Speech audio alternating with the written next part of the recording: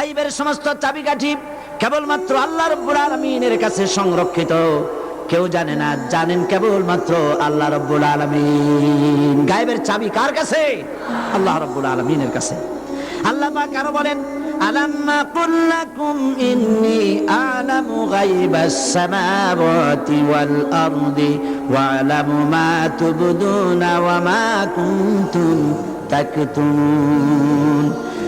আমি কি তোমাদেরকে কথা বলিনি যে আসমান এবং জমিনের গায়ব একমাত্র আমি জানি? কে?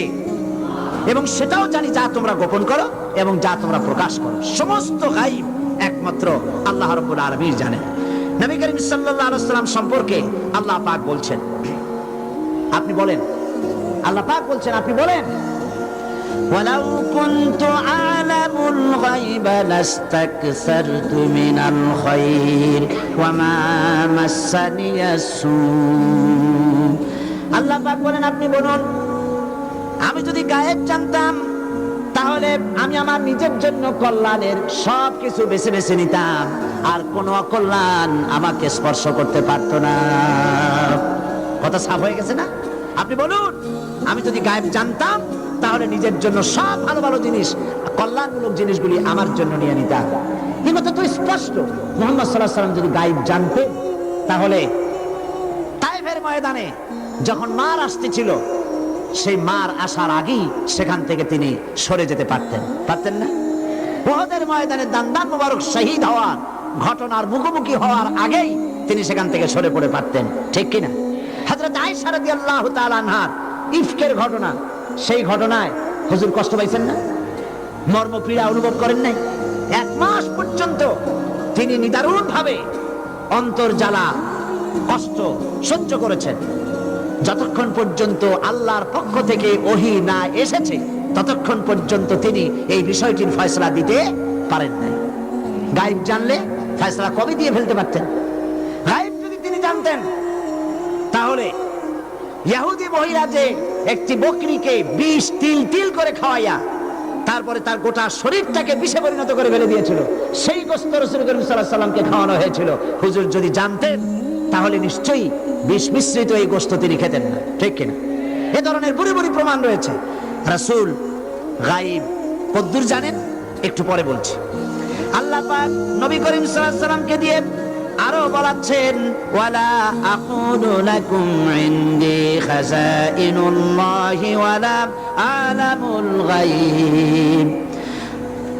আমি তোমাদের একথাও বলি না যে আমার কাছে গায়বের, আমার কাছে আল্লাহর ধনভাণ্ডার সমূহ আছে অথবা আল্লাহর গায়বের ইলম আমার কাছে আছে, একথা আমি বলি না। আল্লাহ পাক রাসূলকে গায়েব যতটুকুন জানিয়েছেন এর বেশি আল্লাহর নবী জানতেন না। আল্লাহ পাকের নবীকে দিয়ে রব্বুল আলামিন বলেছেন যে আমি ততটুকুন জানি যতটুকুন আল্লাহ রব্বুল আলামিন আমাকে জানাইছেন। গায়েব রাসূলুল্লাহ জানতেন, গায়েব রাসূলুল্লাহ জানতেন কতটুকুন? যতটুকুন আল্লাহ তাকে জানিয়েছেন। এই দিক থেকে আপনাকে বিশ্বাস করতে হবে, বুঝতে হবে যে অর্থে মুহাম্মদ সাল্লাল্লাহু আলাইহি ওয়াসাল্লাম, যে অর্থে আল্লাহ পাক যে অর্থে আলিমুল গায়ব, সেই অর্থে মুহাম্মদ সাল্লাল্লাহু আলাইহি ওয়াসাল্লাম আলিমুল গায়ব নন। কথা বুঝতে পেরেছেন? গায়বের ইলম আল্লাহ পাক যতটুকুন রাসূলকে জানানো জরুরি বোধ করেছেন ততটুকুনই তিনি জানতে পেরেছেন, এর বেশি নয়। এই জন্য গায়বের ইলমের ব্যাপারটাও মুসলমানদের কাছে আকীদা স্পষ্ট হওয়া উচিত। গায়বের মালিক হচ্ছেন কে? আল্লাহর নবী এমন নেতা ছিলেন, তিনি তার স্ত্রীদেরকে বলতেন, সাহাবীদেরকে বলতেন, দিনের বেলায় তোমরা আমার মধ্যে যে আচরণ দেখতে পাও, রাতের আধারে আমার মধ্যে যে আচরণ দেখতে পাও, সমস্ত কথাগুলি মানুষের সামনে খুলে খুলে বলে দাও। রাসূলের জীবন ছিল কোরআন, তাই তিনি তার সমস্ত জীবনের কথা মানুষের কাছে স্পষ্ট। দুনিয়ার কোন নেতা এমন নাই ছাত্র জীবনে কি করেছে, যৌবনকালে কি করেছে তা মানুষের কাছে স্পষ্ট আছে? আছে স্পষ্ট? নাই।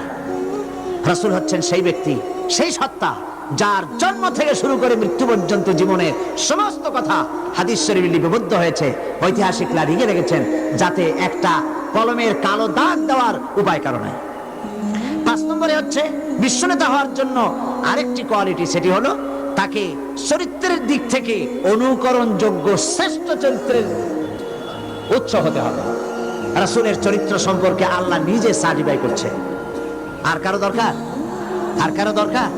আল্লাহ পাক বলছেন ওয়া ইন্নাকা লাআলা খুলুকিন আযীম, নবী হে উন্নত চরিত্রের উপরে আপনাকে প্রতিষ্ঠিত করা হয়েছে। সুবহানাল্লাহি বিহামদিহি, তার চরিত্র পৃথিবীর সর্বশ্রেষ্ঠ চরিত্র। 5-6 নম্বরে বিশ্বনেতা হওয়ার জন্য 6 নম্বরের যে কোয়ালিটি, সেটা হলো জ্ঞানের দিক থেকে তিনি হবেন মৌলিক জ্ঞানের অধিকারী।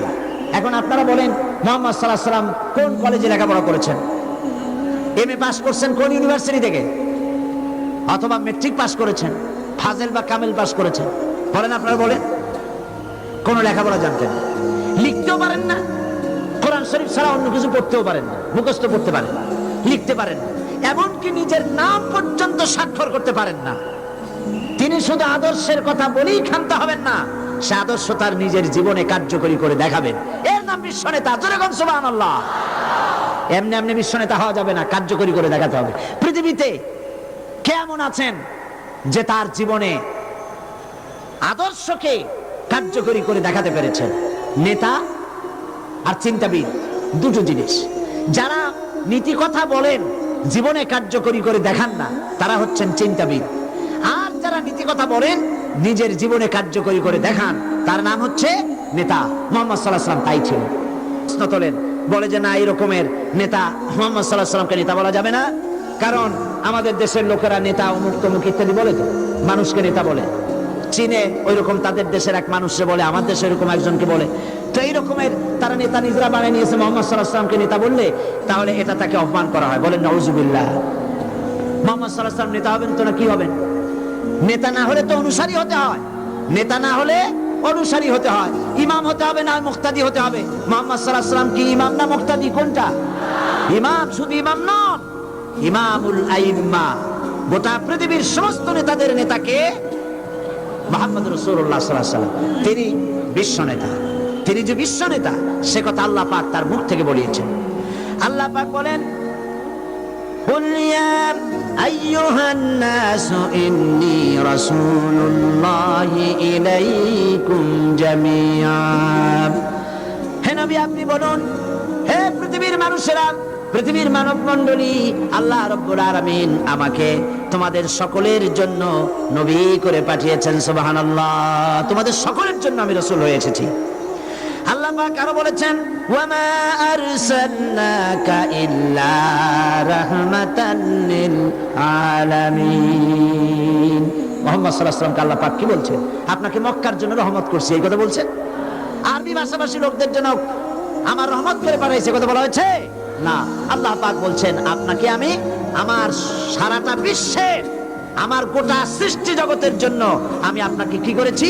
আমার করুণার মূর্ত প্রতীক করে আপনাকে পাঠিয়েছি।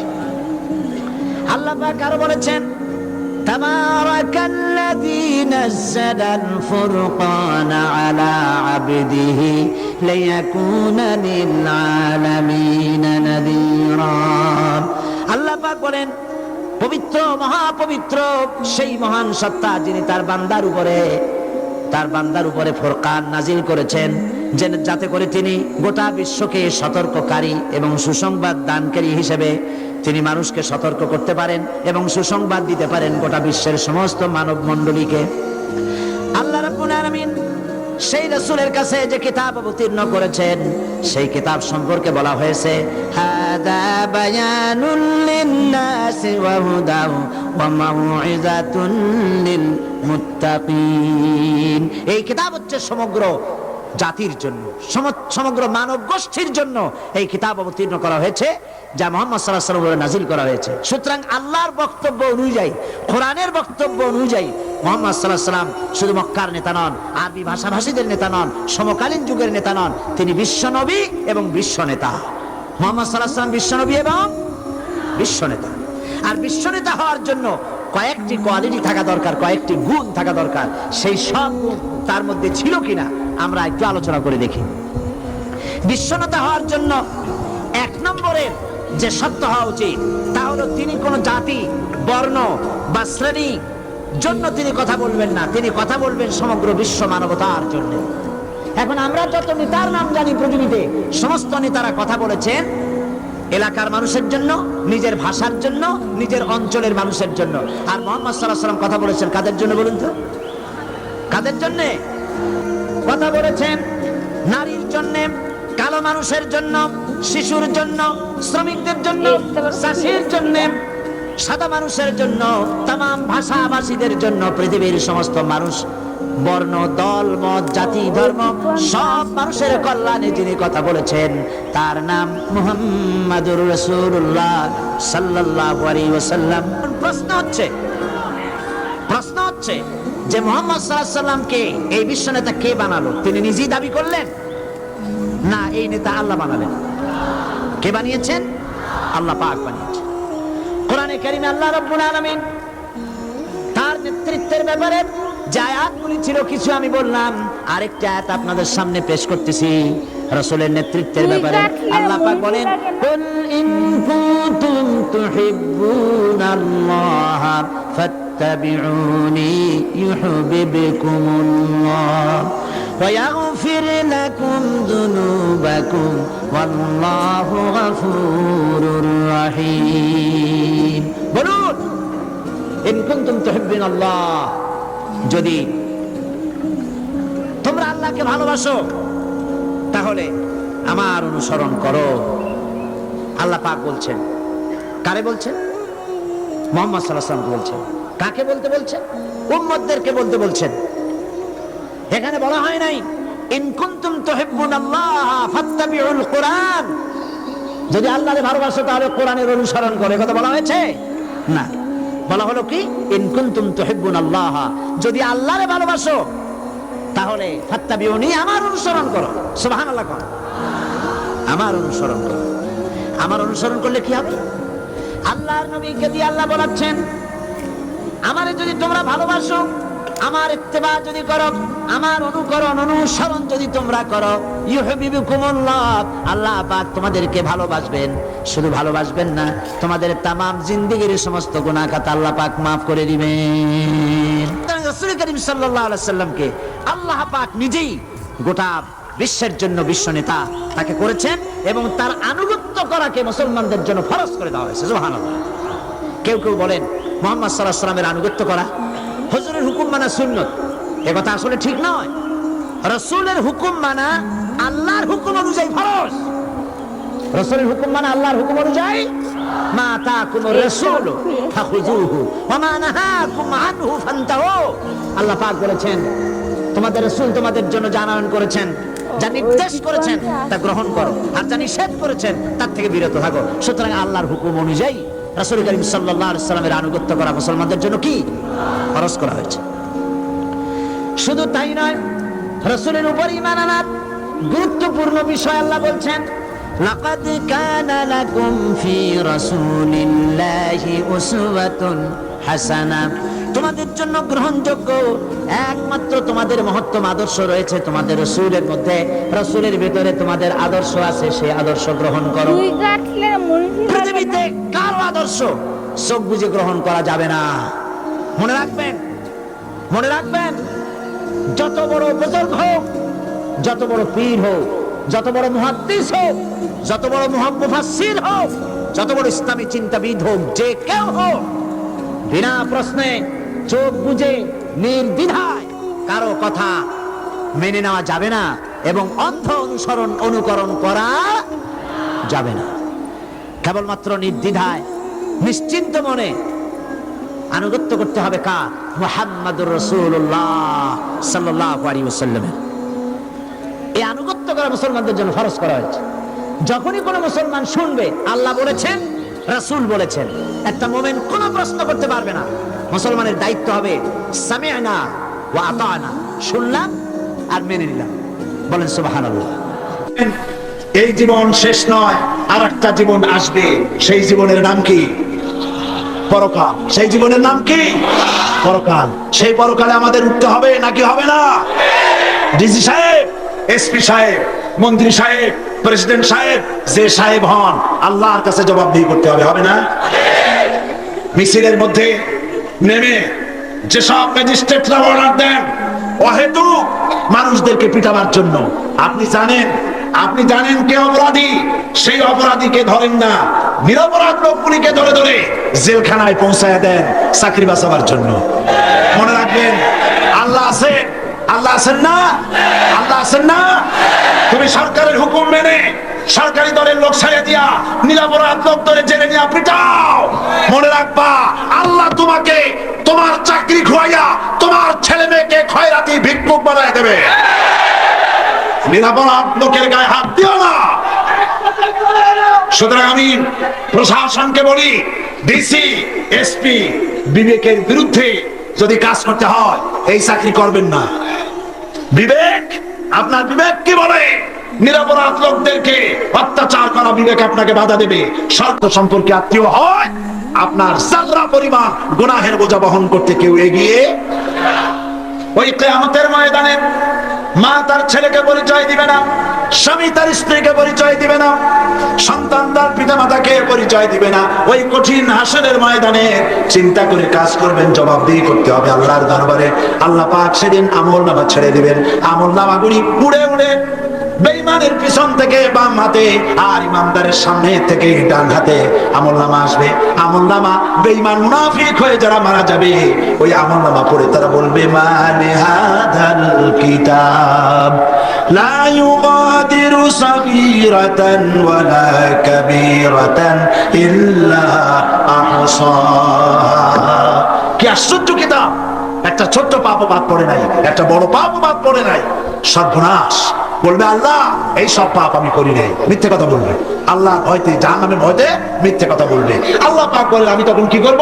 আল ইয়াউমা নাখতিমু আলা আফওয়াহিহিম ওয়া তুকাল্লিমুনা আইদিহিম ওয়া তাশহাদু আরজুলুহুম বিমা কানু ইয়াকসিবুন। আল্লাহ পাক জবান বন্ধ করে দিবে, পারবেন না। আজকে মাইকের সামনে তুখর বক্তা মিথ্যে কথা এত বলে শয়তান কানে আঙ্গুল দিয়ে দাঁড়ায় থাকে। এই জবান বন্ধ করে দিবেন আল্লাহ, পারবেন না। জবান বন্ধ, হক কথা বলবো, পায় সাক্ষী, আর কোন উপায় থাকবে না। বান্দা তখন বলবে, রব্বানা আখরিজনা না'মাল সালিহান গায়রাল্লাযী কুননা না'মাল। আয় আল্লাহ, একবার জমিনে পাঠাও। এইবার যদি জমিনে যেতে পারি ভালো ভালো কাজ করব, জিন্দেগিতে আর কোনো খারাপ কাজ করব না। আল্লাহ বলবেন, আওয়ালাম নুআম্মিরকুম, তোমাকে আমি কি হায়াত দেই নাই? ভালো কাজ করলে অনেকেই করতে পারবে, তা যখন করে নাই, সুতরাং আজ আর দুনিয়ায় ফিরে যাওয়া যাবে না। আল্লাহ ফেরেশতাদেরকে অর্ডার করবেন, ফাহাদুহুম ইলা সিরাতিল জাহিম। হ্যাঁ ফেরেশতারা, এগুলা ধর আর জাহান্নামে নিক্ষেপ কর। নাউজুবিল্লাহ বলবেন না? আল্লাহ পাক এই অবস্থা থেকে আমাদেরকে হেফাজত করুন, বলেন আমিন। সেই পরকালকে ভয় করুন। আমলনামায় সব লিপিবদ্ধ হচ্ছে, যেমন এই ভিডিও ক্যামেরা দিয়ে সব ভিডিও করা হচ্ছে। আল্লাহর ভিডিও নাই? এইরকম ভিডিও যদি আল্লাহ মানুষের বুদ্ধি দিয়ে বানাইতে পারে, এই বুদ্ধিটা কার? এই জ্ঞানটা কার? দিচ্ছেন কারে? মানুষের দিচ্ছে। মানুষ যদি এরকম বানাইতে পারে, আল্লাহ এর থেকে সুপার কোয়ালিটির বানাইতে পারবে না? বলেন পারবে কিনা? আল্লাহ পাক আপনার আমার সমস্ত আচরণ, মুভমেন্ট, কথাবার্তা সব হেফাজত করবেন, রেকর্ড করবেন, এবং কিয়ামতের দিন সেই রেকর্ড আপনাকে পড়তে হবে, নিজের আমলনামা নিজেকেই পড়তে হবে। সুতরাং পরকালে জবাবদিহির ভয় সকলে যেন আমরা করতে পারি। ব্যবসায়ী ভাইরা ওজনে কম দিবেন না, খাদ্যে ভেজাল দিবেন না। যারা চাকরি বাকরি করেন তারা চাকরিতে সঠিকভাবে কাজ করুন। যারা শ্রমিক তারা শ্রমিকদের কাজ সঠিকভাবে দায়িত্ব পালন করেন। আর যারা মালিক, শ্রমিকদেরকে আপনার গোলাম মনে করবেন না। শ্রমিক আর মালিক ভাই ভাই, শ্রমিক আর মালিক, এর নাম ইসলাম। এর নাম কি? ইসলাম। রাসূলুল্লাহ বলেছেন, গায়ের ঘাম শুকিয়ে যাওয়ার আগে শ্রমিকের ন্যায্য প্রাপ্য তাকে বুঝিয়ে দাও। সুবহানাল্লাহ। আর শ্রমিক যারা, তারা মনে করবেন না যে আমরা বুঝি দুনিয়ায় জন্মগ্রহণ করে বৃথা জন্মগ্রহণ করেছি। না, রিকশাওয়ালা, কুলি, ঠেলাওয়ালা, মজুর, বিভিন্ন শ্রমিক মজদুর যারা, তাদের ব্যাপারে রাসূলুল্লাহ বলেছেন, আল কাসিব হাবিবুল্লাহ, যারা সহস্তে উপার্জন করে তারা আল্লাহর বন্ধু। তাও একটা সুবহানাল্লাহ বলতে পারলেন না? সহস্তে উপার্জনকারী আল্লাহর কি বন্ধু। তাই বলে যারা নামাজ পড়ে না, রোজা রাখে না, শ্রমিক, আল্লাহর বন্ধু হওয়া যাবে না। আল্লাহর বন্ধু হওয়ার জন্য নামাজ, রোজা যেগুলি প্রয়োজন, আল্লাহর ফরজ হুকুমগুলি মানতে হবে, তবে আল্লাহর বন্ধু হবে। পরকালের এই ভয় আল্লাহ যেন আমাদের সকলকে দান করেন, বলি আমিন। এবার আমি বলবো পুরুষ এবং মেয়ে লোকদের কথা, স্বামী এবং স্ত্রীর কথা। স্বামী এবং স্ত্রী উভয়ের হক আছে। স্বামীর উপরে স্ত্রীর হক আছে, স্ত্রীর উপরে স্বামীর হক আছে। যেমন নারী নির্যাতনকারী পুরুষ আছে এই সমাজে, অনুরূপ ভাবে পুরুষ নির্যাতনকারী নারীও আছে। আমি সেজন্য আপনাদের খেদমতে আরজ করতে চাই, সমস্ত ভাইদের বলতে চাই, যত পুরুষ ভাইরা আছে আল্লাহর বান্দীদের সাথে সৎ ব্যবহার করবেন। আল্লাহ যেন তৌফিক দেয়, জোরে বলেন আমিন। সকলে বলেন আমিন। আল্লাহ